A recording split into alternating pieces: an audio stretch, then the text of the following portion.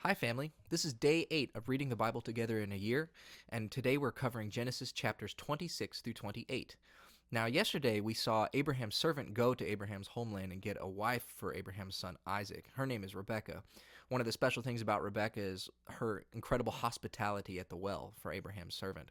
But at the end of yesterday, we saw Isaac and Rebekah having children, Jacob and Esau. And so today we talk a little bit about Isaac and Jacob and Esau and Rebekah. Let's get going. Then came a time of great need in the land, like that which had been before in the days of Abraham. And Yitzchak went to Abimelech, king of the Philistines, at Gerar. And the Lord came to him in a vision, and said, Do not go down to Egypt. Keep in the land of which I will give you knowledge.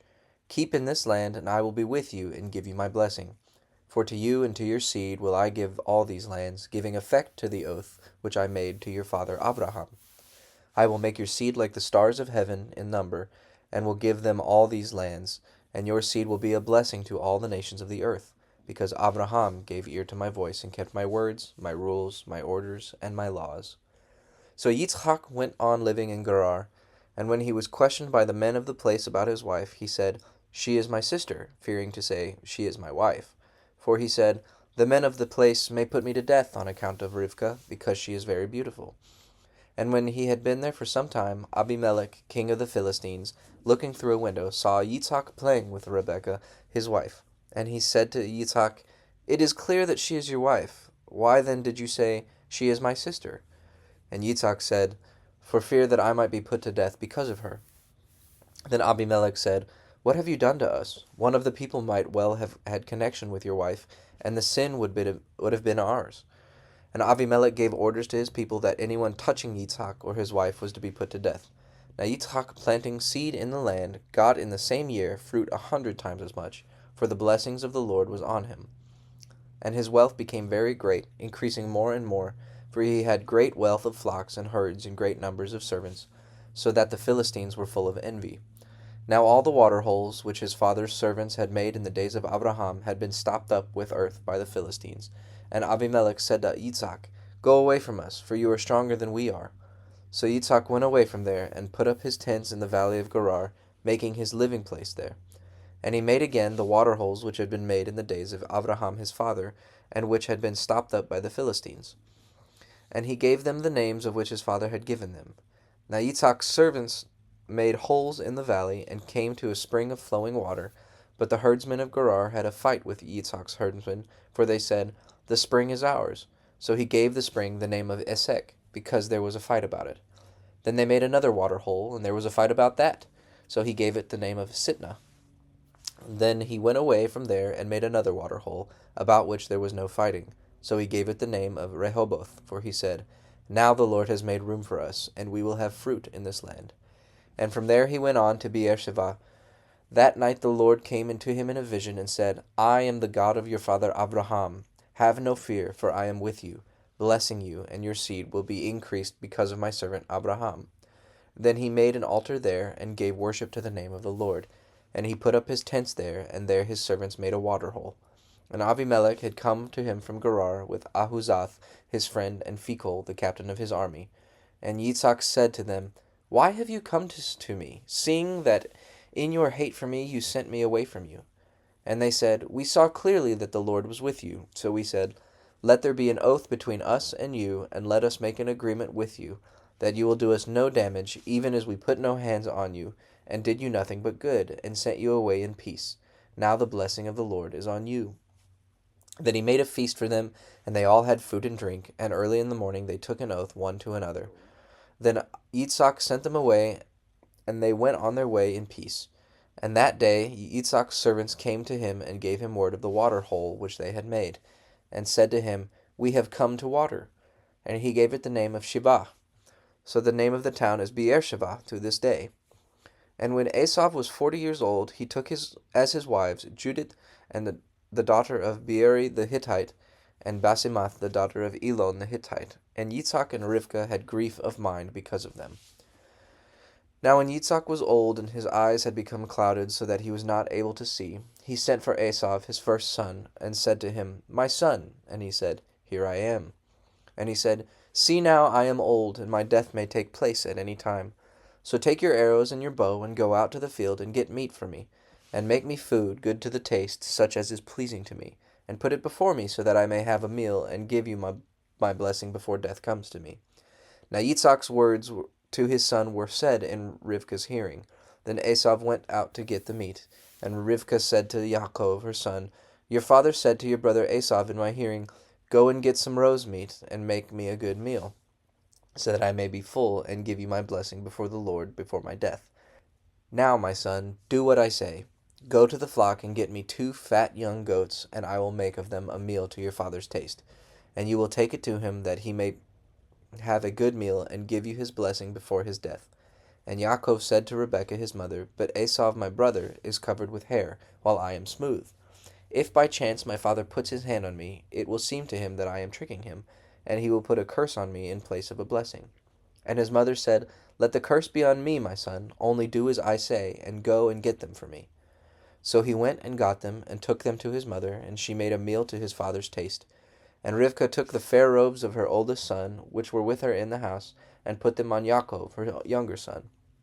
And she put the skins of the young goats on his hands, and on the smooth part of his neck. And she gave into the hand of Yaakov her son the meat and the bread which she had made ready. And he came to his father and said, My father. And he said, Here am I. Who are you, my son? And Yaakov said, I am Esav, your oldest son. I have done as you said. Come now, be seated and take of my meat, so that you may give me a blessing. And Yitzhak said, How is it that you have got it so quickly, my son? And he said, Because the Lord your God made it come my way. And Yitzhak said, Come near, so that I may put my hand on you, my son, and see if you are truly my son Esav or not. And Yaakov went near his father Yitzhak, and he put his hands on him, and he said, The voice is Yaakov's voice, but the hands are the hands of Esav. And he did not make out who he was, because his hands were covered with hair like his brother Esav's hands. So he gave him a blessing, and he said, Are you truly my son Esav? And he said, I am. And he said, Put it before me, and I will take of my son's meat, so that I may give you a blessing. And he put it before him, and he took it, and he gave him wine, and he had a drink. And his father Yitzhak said to him, Come near now, my son, and give me a kiss. And he came near, and gave him a kiss, and smelling the smell of his clothing, he gave him a blessing, and said, See, the smell of my son is like the smell of a field on which the blessing of the Lord has come. May God give you the dew of heaven, and the good things of the earth, and grain and wine in full measure. Let peoples be your servants, and nations go down before you. Be lord over your brothers, and let your mother's sons go down before you. A curse be on every one by whom you are cursed, and a blessing on those who give you a blessing. And when Yitzhak had come to the end of blessing Yaakov, and Yaakov had not long gone away from Yitzhak his father, Esav came in from the field. And he made ready a meal, good to the taste, and took it to his father, and said to him, Let my father get up, and take of his son's meat, so that you may give me a blessing. And Yitzhak his father said to him, Who are you? And he said, I am your oldest son Esav. And in great fear Yitzhak said, Who then is he who got meat, and put it before me? And I took it all before you came, and gave him a blessing, and his it will be. And hearing the words of his father, Esav gave a great and bitter cry, and said to his father, Give a blessing to me, even to me, O my father. And he said, Your brother came with deceit, and took away your blessing. And he said, Is it because he is named Yaakov that he has twice taken my place? For he took away my birthright, and now he has taken away my blessing. And he said, Have you not kept a blessing for me? And Yitzhak answering said, But I have made him your master, and have given him all his brothers for servants. I have made him strong with grain and wine. What then am I to do for you, my son? And Esav said to his father, Is that the only blessing you have, my father? Give a blessing to me, even me. And Esav was overcome with weeping. Then Yitzhak his father made an answer and said to him, Far from the fertile places of the earth, and far from the dew of heaven on high will your living place be. By your sword will you get your living, and you will be your brother's servant. But when your power is increased, his yoke will be broken off of your neck. So Esav was full of hate for Jacob, because of his father's blessing, and he said in his heart, The days of weeping for my father are near, then I will put my brother Yaakov to death. Then Rivkah, hearing what Esav had said, sent for Yaakov, her younger son, and said to him, It seems that your brother Esav is purposing to put you to death. So now, my son, do what I say. Go quickly to Haran, to my brother Laban, and be there with him for a little time, till your brother's wrath is turned away. Till the memory of what you have done to him is past, and he is no longer angry, then I will send word for you to come back. Are the two of you to be taken from me in one day? Then Rivkah said to Yitzhak, my life is a weariness to me because of the daughters of Heth. If Yaakov takes a wife from among the daughters of Heth, such as these, the women of this land, of what use will my life be to me? Then Yitzhak sent for Yaakov, and blessing him said, do not take a wife from among the women of Canaan, but go to Padan Aram, to the house of Bethuel, your mother's father, and there get yourself a wife from the daughters of Laban, your mother's brother. And may God, the ruler of all, give you his blessing, giving you fruit and increase, so that you may become an army of peoples. And may God give you the blessing of Abraham to you and to your seed, so that the land of your wanderings, which God gave to Abraham, may be your heritage. So Yitzhak sent Jacob away, and he went to Padan Aram, to Laban, son of Bethuel, the Aramean, the brother of Rebekah, the mother of Yaakov and Esav.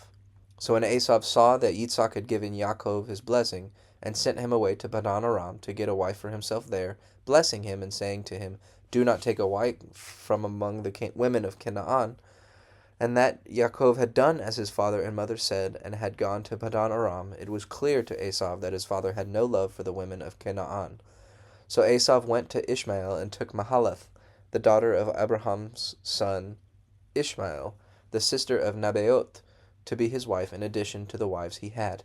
So Yaakov went out from Beersheba to go to Haran. And coming to a certain place, he made it his resting place for the night, for the sun had gone down, and he took one of the stones which were there, and putting it under his head, he went to sleep in that place. And he had a dream, and in his dream he saw steps stretching from earth to heaven, and the angels of God were going up and down on them. And he saw the Lord by his side, saying, I am the Lord, the God of Abraham your father, and the God of Yitzhak. I will give you and to your seed this land on which you are sleeping.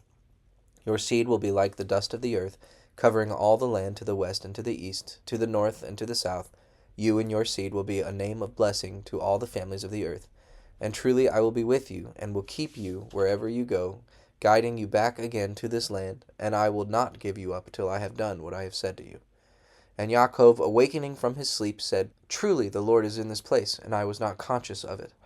And fear came on him, and he said, this is a holy place, this is nothing less than a house of God, and the doorway of heaven. And early in the morning Yaakov took the stone which had been under his head, and put it up as a pillar, and put oil on it. And he gave that place the name of Bethel, but before the time the town was named Luz. Then Yaakov took an oath, and said, if God will be with me, and keep me safe on my journey, and give me food and clothing to put on, so that I come again to my father's house in peace, then I will take the Lord to be my God. And this stone which I have put up for a pillar will be God's house. Of all you give me, I will give a tenth to you. So, two main things to think about in the stories that we read today. First of all, Isaac and his wife being kicked out of the land for being successful, but instead of retaliating and causing trouble, they just continued to dig new wells and dig the old wells that were being filled in to take care of those who were pushing them out. That's a wonderful trait to have, such hospitality. And then the other thing to think about is that Jacob's personality so far that we've seen is very devious, and he's lying and doing whatever it takes to take for himself what he wants, which is just not at all what's good. But God still meets him in Bethel and makes the covenant with him, reminding him that he will be with him, regardless of this character's personality. So we'll just keep those things in mind as we go on through the rest of this wonderful day I hope that you have.